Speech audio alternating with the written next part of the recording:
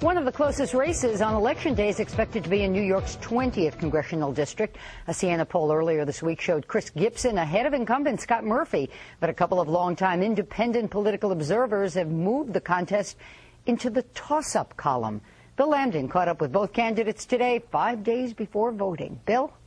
Benita, as hard as the two candidates appear to have been working these past few months, it's likely they'll step up their efforts significantly in the closing days. While their TV ads have been trying to influence thousands at a time, both candidates were out shaking hands, looking for votes one at a time today. Scott Murphy was visiting businesses in Mechanicville.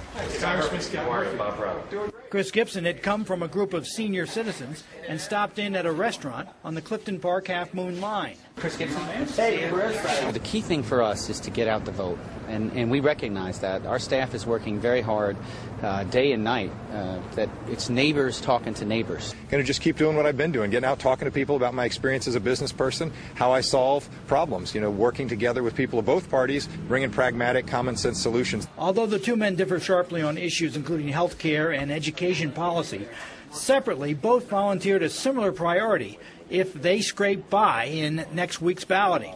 We need to provide a little bit more stability into the economy, so we should extend the tax cuts of 01, 03. I'm going to be an advocate to reform the alternative minimum tax because, listening to small business owners here in the 20th district, that's something that impacts. It impacts our middle-class small business owners. Change some of our tax policy to make it a little easier for companies to expand here in the United States and a little harder for them to ship jobs overseas. That's one of the critical things we need to do here in the next couple of years. Now, Murphy will be sprinting to the finish with some big names by his side this weekend. Gibson will apparently go it alone.